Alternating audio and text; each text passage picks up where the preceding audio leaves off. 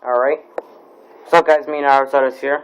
And I just want to talk to you, or sort of discuss what's about The Last Airbender versus Legend of Korra. I want to discuss this because they're very two different things. I thought they were going to be sort of similar, but they're kind of very different. I feel like The Last Airbender was very, very good because Aang took time with his bending. He learned it out nice and easy. I felt like it was really put together. Beginning of it was really corny to me because I just really didn't see what anyone liked in it. Then I started to like it myself. It got better and better. First season, air, water, I think it's earth, then last fire. I don't remember that well. I haven't watched it in a little bit. But the difference with that and Legend of Korra is that she learned it immediately. And we saw when she was a toddler, I think it is, that she was probably 3 or 4. She already knew most of them, except for air. And also, one thing I'm kind of bugging with is that Amon and the Fire Lord. The Fire Lord took forever to defeat. He took the whole thing to defeat. Amon was beat in one season. I feel like they could have took out Amon for a very long time because he's such a good. I actually have to give them credit on that opponent, that villain. He's not really too much of a villain. He can't really kill you. He has not killed anybody. It's sort of been a non-deathful war, you can say. But I really do respect him. I find a lot of credit for him because one, he's human. Don't forget that he's not some god. He's human. He's a waterbender. He's a bloodbender. That's something that's purely epic. Bloodbending is so powerful that it's the best bending. I become a waterbender just to get the bloodbending. I'd love it to be able to bloodbend people, except for he can do it like whenever I think it is. And one thing that goes through my mind is, how come Korra learned them so fast when she only was like 3, yet Aang took so long? But there's one thing you gotta hand to Aang. He is the oldest airbender. He's the oldest airbender and the oldest avatar to live. He was 100. I think he lived to be 40 or 30, somewhere around that. 100 something. It's crazy how long he's been alive, but most of that time he was frozen, which is still cool because he froze himself and he survived that, because if you freeze yourself, you're gonna die because you're in cold weather, really cold weather, pardon me. And the thing I would think it is really cool. But I think it's really corny. What I think is really corny, though, is that when Korra was fighting Amon, when Amon took away her bending by putting his thumb up to her head and everything like that, and taking away the bending, it actually gave her air bending. I feel like that's a lot of BS, because, last time I checked, I don't understand how taking away someone's bending unlocks bending. I don't understand it. The only phrase I could use it in to kind of retrospectively understand it is, if I take down a door, that's technically opening the door, I guess. I guess that's the only way to really know about it. By the way, I am recording this at 2 a.m. in the morning. I'm dead serious right now. I'll show you the clock later on, but right now it's 2 a.m. in the morning. I'm kind of tired. I really wanted to discuss about this. And I feel like Amon was really, really, really good villain. He was a perfect villain.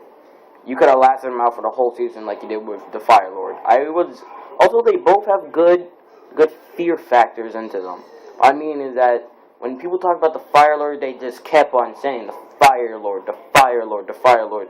It makes you think, he must be really strong. This must be a good fight, and I'm gonna see. You know what? It was.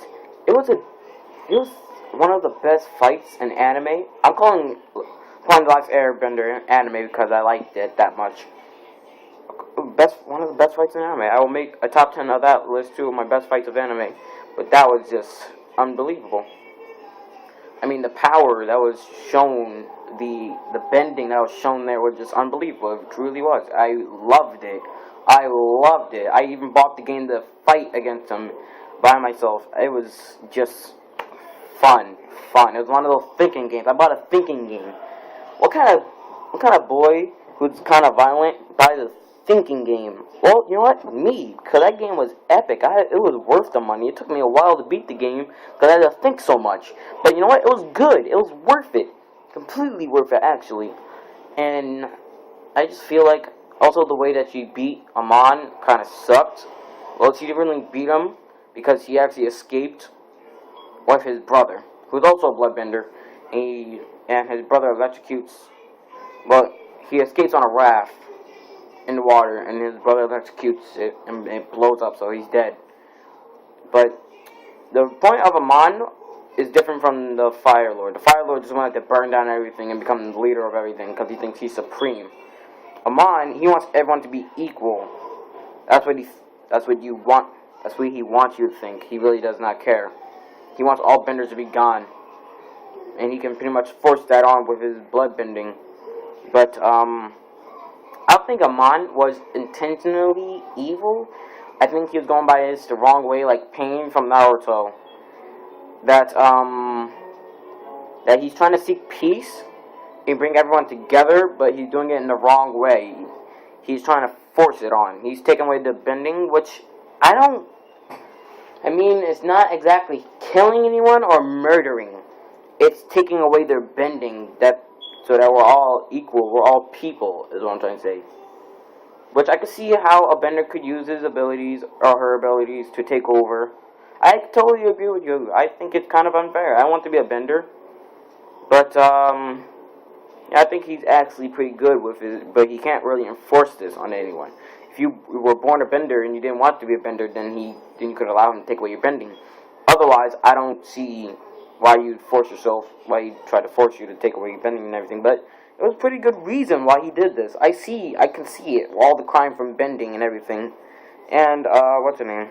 I can see that's fully legit. The Fire Lord was just a jerk who wanted to burn down everything. As soon as the comet came around, he became the Phoenix Lord, something like that. I only remember as Phoenix, and Aang whooped him on that one. Aang was the oldest. I don't even know what to say because in retrospect, we're not even supposed to take in the mount that he's 100. When we start this thing, he's 100. Don't forget that. He's 100. He's literally 100. Yet he only looks like a 10-year-old, I think it was. And he beat him. He beat him by the end of this. So he was 10 years old, or 12, somewhere in the line of 10 to 13, and beat the Fire Lord, a grown man. In Legend of Korra, Korra was, I'm gonna say, 14 to 16. No, 14 to 18. I'm gonna say about that. And it took her so long, and I don't really understand how you unlock a bending by losing your bending. But whatever, it was pretty good. I mean, we got to see some Aang. You got to actually solve it. This was like a puzzle. You solved out who is Amon. What is he trying to do? You felt like you were actually accomplishing something while you were watching this.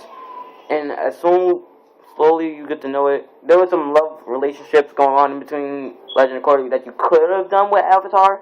I never really wanted it to happen, but it still happened because there was a lot of awkward moments and all that. But, it was good. I felt like they should have dragged out Amon more. That's the one thing I'm very disappointed about, that they didn't drag out Amon a little bit more. A little bit. 2 series. Then the new guy. Okay? But I know there's supposed to be more Legend of Korra coming up soon. I really hope this. I really want to talk about this with you guys. I want to know what you think about it. I don't think I have any more things to say. Oh, I have one more thing to say. You know how each bending, like certain bendings have better bendings of themselves? Like if you're a earthbender, I think it is, you can bend metal. If I just think also, wait, no. If you're earth, you can bend metal. If you're fire, you can shoot electricity. I also think another thing you could do with that is probably heat it up enough to be like magma. Turn your fist into magma, then punch someone and he burns right through him. But I think that's too brutal for Avatar stuff like that. with water is obviously blood bending, which is, in my opinion, the best bending. Blood bending. For air, I don't know what it could be. I like to know what you make out of air. Maybe tornadoes or twisters? Maybe, but I really don't know. I really don't like air bending that much. It's really not that good of a bending. You can't really trap anybody with air unless you're in a small boxed up room and you take out the air from that and you suffocate them, which I doubt because most airbenders are kind of like pacifists. So I doubt that much. But yeah, I want to see what they can do with air. And do I have anything else to say?